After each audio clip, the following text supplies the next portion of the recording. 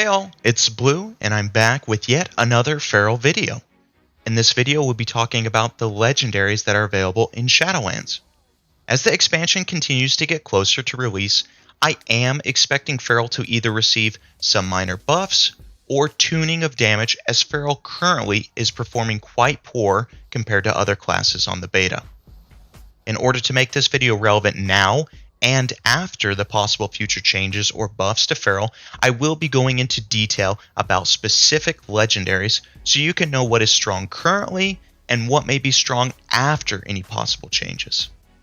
The reason this video may be important to you because these legendaries will be time gated and you don't want to waste any resources on a legendary that isn't performing well, especially because once you obtain that desired legendary, you may want to save those resources for upgrading that legendary instead of buying a second or a third.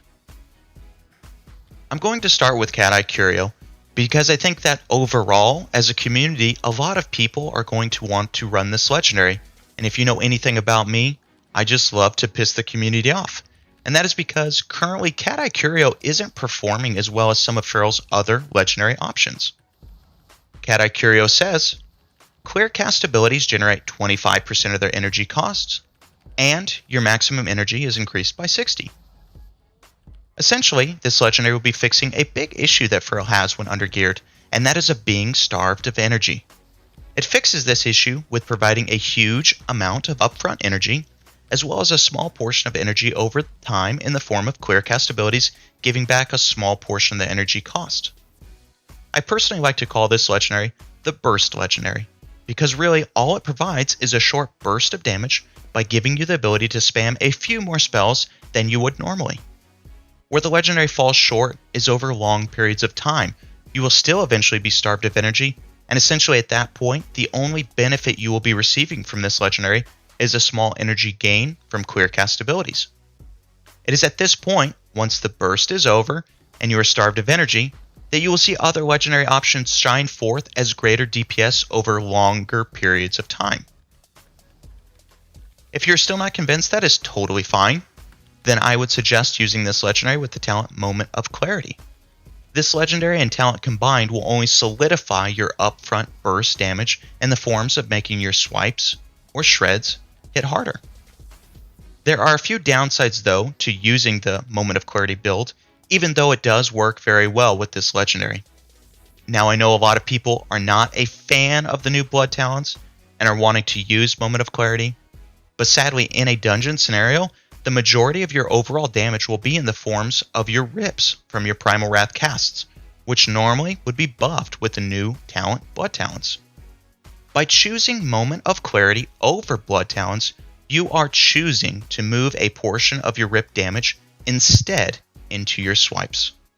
Like we said, this is great for short bursts, but where it falls short is with packs that are greater than 5 targets, since swipe is now target capped. With packs smaller than 5 targets, this will be great. But with pulls bigger than 5 targets, you're going to be sorry that you took that damage from your rips that are hitting every target and move it to an ability that is target capped. The only complaint about this legendary for single target and why it isn't performing as well as others is because it doesn't complement your desired stats. The reason that I say this is because currently, once decently geared, Feral Bite will be doing about 40 to 50% of your overall damage. With Bite being such a major source of your overall damage, you'll be forced to stat into Mastery. Now this legendary, and especially if you're running the Moment of Clarity, makes it so that your shreds or brutal slashes are a higher portion of your damage because with all that extra energy, you'll be casting them more often. Unfortunately, these abilities don't get any value from Mastery, and there are just better options that will complement your desired stats. Circle of Life and Death. Your damage over time effects deal their damage in 25% less time. I'm going to be referring to this legendary as the Bleed Legendary, because it pretty much all it does is buff your bleeds, and it does so very well. Now this legendary is currently performing extremely well, and in my opinion the best legendary in Mythic Plus, although I would say it does so by acting as a double-edged sword. In AoE fights, this legendary is just straight nasty, and the icing on the cake is that this is by far the simplest legendary to use for any type of cleave or big pulls. One of the most difficult decisions that Feral currently faces in Mythic Plus is when to use Bite. Your bites will become so strong that if energy and gear permits it, you will be biting in between Primal Wrath casts during dungeon pulls. Juggling energy, rip fall-off times with the Bite and Blood Talons procs can be extremely difficult to say the least. Luckily, this legendary simplifies the AoE rotation dramatically and does so while maintaining great damage. With this legendary, your rips will fall off so quickly that all you have to do is cast Primal Wrath back to back without worrying about if you should fill in your AoE rotation with a Bite. Now, the reason that I say this legendary acts as a double-edged sword is because the simplicity of your AoE rotation is countered by a more complex and difficult single target rotation. The reason that I say this is because currently your strongest potency trait for Feral is Taste of Blood, where Ferocious Bite deals increased damage for each of your bleeds on the target. This starts to become an issue because the bleeds that you put on the target start to fall off more quicker and make juggling those bleeds and getting full use of the Taste of Blood potency trait much more difficult. Overall, this legendary does perform quite well in single target, but like we discussed, it requires a lot more planning ahead. For anyone that wants to master playing Feral, I would actually suggest this legendary. The reason is because this legendary actually speeds everything up and makes the rotation much harder by requiring a good knowledge of energy, when to use your bleeds, how to use those bleeds to proc Blood Talons, and so forth.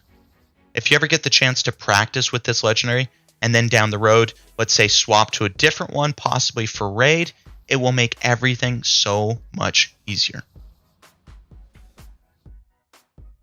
Apex Predator's Craving. Rip damage has a 4% chance to make your next Ferocious Bite free and deal the maximum damage.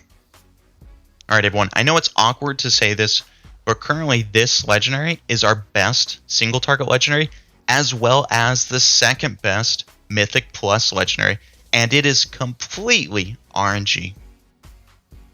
I just want you all to know that I'm not a fan of RNG, and if I could choose a different legendary for single target that was close or even a little less damage, I would be suggesting that one. But unfortunately, this one does stand out amongst the rest.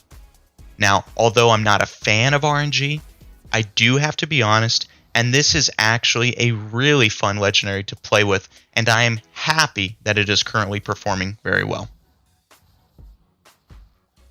Using this legendary will require you to create a weak aura to show when the effect procs. In dungeons, you will see this effect proccing quite often, and it will only scale with the size of the pull.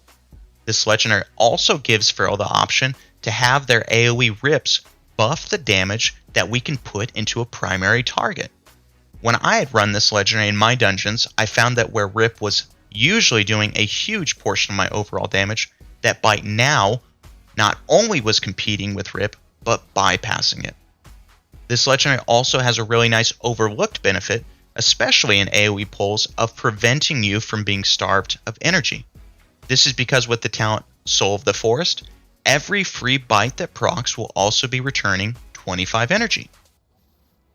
In AoE, it's hands down an easy decision to say that this legendary is on par with the Bleed legendary, but on single target, it's much more difficult to be convincing. The reason that I say that is because on single target, this legendary does not proc very often and is completely RNG. The RNG aspect can be overlooked with multiple mobs in dungeons because we can multiply that small proc rate times the amount of targets, but with just one target, it doesn't happen too often. But when it does happen, it is giving you a free bite and 25 energy, and that is huge. Remember, that bite is doing 40 to 50% of your overall damage, and having a few free bites is quite nice. This legendary does come with its difficulties in AoE and single target rotation, which consists of biting through your Blood Talon's procs. This proc is impossible to predict, and it may occur when you have full combo points and are waiting for energy to bite. At this point, you'll have 2 bites with full combo points and only 1 Blood Talon's proc. Now, this honestly isn't a terrible situation to be in, but this legendary can be interesting to work around with regards to Blood Talons. For the rest of the legendaries, I'm going to spend a little less time covering them, as currently they are not performing as well, and I don't actually see them becoming any better in the future. Frenzy Band. Combo point generating abilities reduce the cooldown of Berserk by 0.2 seconds, and during Berserk, they cause the target to bleed for an additional 100% of their damage over 8 seconds. Currently, this legendary just isn't performing that well, because Feral doesn't really have a lot of burst damage that they're capable of doing. You could possibly make this legendary somewhat decent by going Night Fade Convoke of the Spirits, but even so, when I was testing this legendary, I was only able to reduce Berserk cooldown by 20 seconds, which means I still had 40 seconds to wait to align it with Convoke of the Spirits for a second cast. I would say in the future, if this legendary gets changed to reduce Berserk more than it does now, it may have some potential. Eye of Fearful Symmetry. Tiger's Fury causes your next 2 finishing moves to restore 2 combo points. This legendary not only didn't perform well, but it's difficult to say what it is used for. My ideas is that it is probably a really good PvP legendary when combined with the PvP talent Savage Momentum to refresh the cooldown of Tiger's Fury when interrupting an enemy.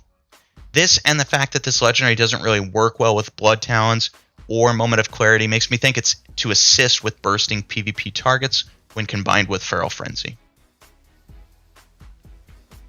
Drought of the Deep Focus. When Moonfire, Rake, Rip, or Rejuvenation are active on a single target, their effects are increased by 40%.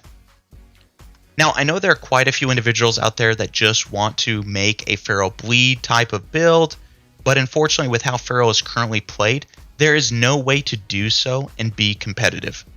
That is not to say that you can't make it work, because you can make a Feral Necrolord and do your best to make bleeds the majority of your damage, but you will quickly be outscaled by the normal builds that run Sabertooth, Blood Talons, have a scaling potency trait such as Taste of Blood, which also buffs your bite.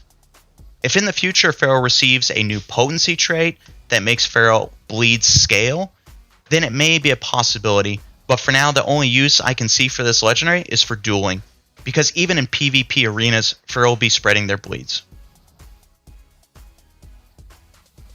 Lycara's Fleeting Glimpse. Every 45 seconds while in combat, cast a spell based on the form. In Cat form, you cast Primal Wrath, and in Moonkin form, you cast Starfall. In dungeons, this would most likely be overlapping your already Primal Wrath, and the benefit of the cast would be lost. I think the only way to make this even a possible legendary would be if your timing was perfect of shifting in and out of Cat form to Moonkin form just for the Starfall, and then shift back to Cat to DPS, but even still the damage would be questionable because it would depend on the mob density.